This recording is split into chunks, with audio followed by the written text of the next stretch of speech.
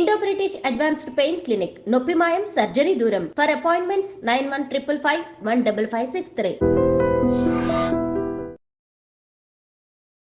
Hi, hello, నమస్తే, welcome back to iDream media. ఈరోజు మనతో ఉన్నారు high court advocate and immigration consultant అయిన మన ఫేవరెట్ లాయర్ అయిన పృథ్వీ గారు.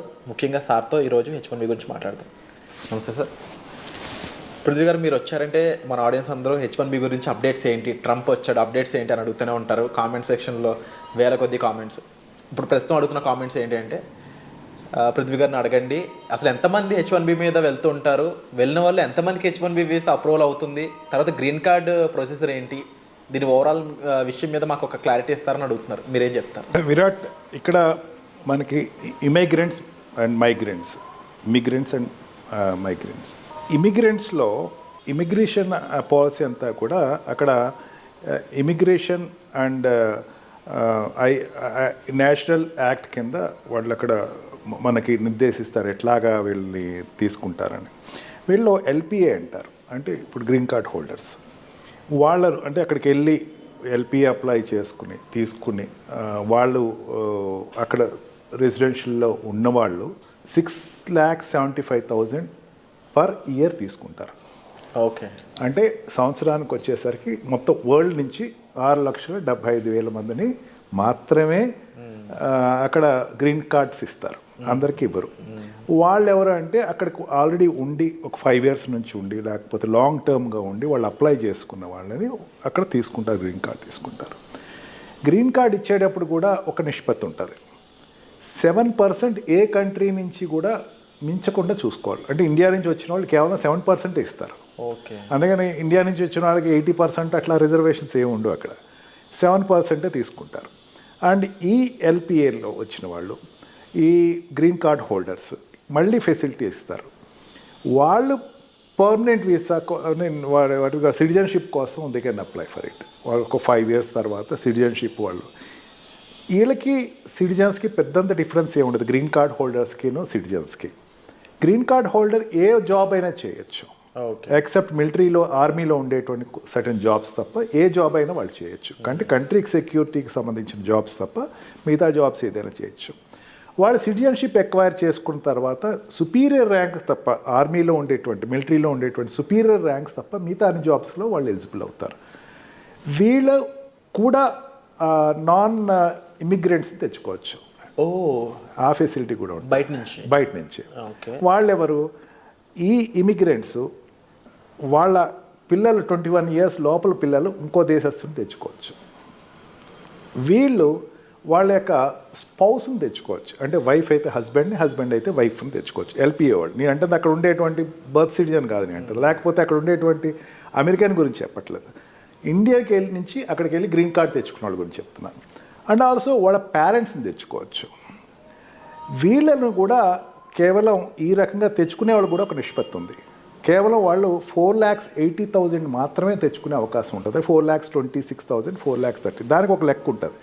దాన్ని మల్టిప్లై చేస్తూ ఉంటారు ఎప్పటికప్పుడు. అంటే ఎట్లా ఉంటుంది, ఇయర్ ఉందనుకుందాం, ఇయర్ 4,26,000 తెచ్చుకున్నారు అనుకుందాం, ప్రీవియస్ ఇయర్ తగ్గింది అనుకుందాం, దీనికి యాడప్ అవుతుంది. బట్ నాట్ అబ్జల్యూట్గా యాడప్ అయిపోతుంది. అంటే 4,20,000 ఇయర్ తెచ్చుకున్నాక ప్రీవియస్ ఇయర్లో ఎక్కడైనా సరే 2 lakhs తెచ్చుకుంటే ఇంకో 2 lakhs తెచ్చేసుకోవచ్చు జనరల్గా లెక్క ప్రకారం. కానీ దాంట్లోంచి కేవలం 10% మాత్రమే తెచ్చుకుని మళ్ళీ దాన్ని ఏదైనా సరే ఈ లెక్కలు ఏ రకంగా చూసుకున్నా 4,40,000 నుంచి ఎక్కువ తెచ్చుకుంటాకలేదు. ఈ పాలసీ ఎంతమంది తీసుకురావచ్చు అనే పాలసీని ఎప్పుడు కూడా president of America parliament, Congress నుంచి అప్రూవల్ తెచ్చుకోవాలి. అంత ఈజీగా దీన్ని పెంచడం కానీ తగ్గించడం కానీ జరుగుతుంది. అండ్ సెకండ్ కేడర్, వీళ్ళు అక్కడ ఉండేటువంటి LPR అంటే అక్కడ ఉండేటువంటి permanent resident what we call green card holder brothers, సిస్టర్స్ని తెచ్చుకోవచ్చు. ఓకే, వాళ్ళని తెచ్చుకోవటానికి కూడా వాళ్ళకి పాసిబిలిటీ ఉంటుంది. అంతేకాకుండా వాళ్ళ కొడుకు వైఫ్ని కానీ కూతురు హస్బెండ్ కూడా తెచ్చుకోవచ్చు. అక్కడ మనం సినిమాలో కూడా చూపిస్తారు, హస్బెండ్ వైఫ్ని గ్రీన్ కార్డ్ మీద తీసుకెళ్లారు, అవును అలా అని చెప్పేసి. బట్ బ్రదర్ అండ్ సిస్టర్ కానీ, సిస్టర్ అండ్ బ్రదర్కి అది ఎలా వర్కౌట్ అవుతుంది? ఏ అగ్రిమెంట్ అని చూపించాల్సి ఉంటుంది? అలాంటి అగ్రిమెంట్ పారామౌంట్స్ ఏం లేదు. వాళ్ళు they want to live, I want to have time with them, I want to stay with them because they have no other residence. నా వాళ్ళకి ఏమీ లేదు అక్కడ, life long life long green card LPR కింద అక్కడ తీసుకొచ్చి టెంపరీగా తీసుకొచ్చుకుంటారు. తర్వాత వాళ్ళకి ఆటోమేటిక్గా గ్రీన్ కార్డ్ వస్తుంది. బట్ దే కెన్ బ్రింగ్, వాళ్ళు కూడా తెచ్చుకోవచ్చు. అంటే కాకపోతే ఇక్కడ ఉన్న స్థితిలో ఉన్న వాళ్ళకి ఏం పర్మిట్ చేయరు. కాకపోతే ఏంటంటే వాళ్ళకి మేము తప్ప ఎవరు లేరు అని చెప్పేసి చూపించాల్సి వస్తుంది. అదేవిధంగా ఓల్డ్ ఏజ్ పేరెంట్స్ వాళ్ళ పిల్లల్ని తెచ్చుకోవచ్చు. ఓకే, ఈ పారామీటర్స్ వీళ్ళ వరకు అలౌ చేస్తారు. వీళ్ళ వరకు ఈవెన్ అక్కడ ఉండేటువంటి సిటిజనే కాదు, ఈవెన్ గ్రీన్ కార్డ్ హోల్డర్ కూడా వాళ్ళు తెచ్చుకోవచ్చు. ఈ రకంగా తీసుకొచ్చే వాళ్ళకి కేవలం 4,40,000 4,26,000 వరకు మాత్రమే తెచ్చుకోవడానికి అవకాశం ఉంటుంది. And also 7% ratio. 7% అనేది యూనివర్సలిక్ రేషియో. అందుకే అక్కడ గ్రీన్ కార్డ్కి వెళ్ళేటప్పుడు లాట్ సిస్టమ్ తీస్తారు. 7% అన్నప్పుడు ఏమవుతుంది, ఈ 6 lakh ఫర్ ఎగ్జాంపుల్ గ్రీన్ కార్డులోకి అప్లై చేసిన వాళ్ళు ఉందాం, 6,75,000 తెచ్చుకోవాలనుకుందాం అండి. 6,07,000 తెచ్చుకునేటప్పుడు ఏముంది అంటే అక్కడ ఉండేటువంటి పర్మనెంట్ రెసిడెంట్కి అప్లై చేసుకునేవాళ్ళు, ఈ జాబ్ రీచ్ వెళ్ళిన వాళ్ళు, H1B వీసా మీద వెళ్ళిన వాళ్ళు, లేకపోతే L1 వీసా మీద వెళ్ళిన వాళ్ళు అక్కడ ఉండిపోయి వాళ్ళు వీసాలు అప్లై చేసేటప్పుడు గ్రీన్ కార్డ్ 5 years తర్వాత అప్లై చేస్తారు. వాళ్ళు అక్కడ పర్మనెంట్గా 5 years కంటిన్యూగా ఉన్నవాళ్ళు అప్లై చేస్తారు. ఈ అప్లై చేసిన వాళ్ళకి లాట్ సిస్టమ్ పెడతారు. లాట్ సిస్టమ్ అంటే 6 lakhs అనేసరికి దగ్గర ఒక 20 to 30 lakhs అప్లై చేస్తారు. ఓకే, అవును, అన్ని కంట్రీస్ కలిపి. దాంట్లో మళ్ళీ నిష్పత్తిలో ఏ కంట్రీ నిష్పత్తిలో దాంట్లో లాట్ తీస్తారు. లాట్ తీసి ఆ 7% ఆఫ్ ఏ కంట్రీ మాత్రమే అక్కడ ఇస్తారు. ఇప్పుడున్న ట్రంప్ స్టూడెంట్స్కి చాలా వెల్కమింగ్ పాలసీసే చెప్పాడు.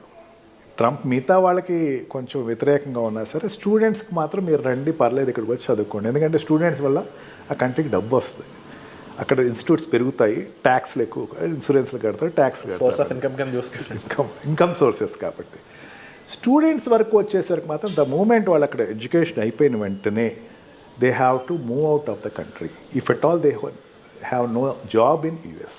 జాబ్ సంపాదించుకోలేకపోతే definitely they have to move off. అక్కడ మళ్ళీ అందుకని అక్కడ ఇంటర్వ్యూస్ అటెండ్ అవుతారు. క్యాంపస్ సెలెక్షన్ అనేది ఇండియాలో పెద్దంత ఇంపార్టెంట్ కాదు, కానీ అక్కడ క్యాంపస్ సెలెక్షన్ అనేది చాలా ఇంపార్టెంట్. లేకపోతే వాడు మళ్ళీ ఇండియా వచ్చేసి ఇక్కడి నుంచి అప్లై చేసుకుంటాడు. ఇక్కడికి వచ్చేసేసి ఇక్కడి నుంచి మళ్ళీ వాళ్ళకి రూట్స్ తెలుస్తాయి, అంటే ఎక్కడెక్కడ పాకెట్స్ ఉన్నాయి, ఎక్కడెక్కడ నా జాబ్ ప్లేస్మెంట్స్ ఉన్నాయి అన్నది వాళ్ళు ఎప్పుడు వెరిఫై చేసుకుంటూ ఉంటారు. ఇక్కడ ఇండియాకి వచ్చి వాళ్ళు అప్లై చేసుకుని H1B వీసా మీద వాళ్ళు ఎక్కడ వెళ్ళటం జరుగుతుంది. ఈ రకంగా it's a not open door, అందరికీ వచ్చేసేసేయండి, ఎంతమంది పడితే అంతమంది లక్షలు వచ్చేసేసేయండి అని చెప్పడానికి ఏం లేదు. There is a certain particular number which is in entry and exit from the country.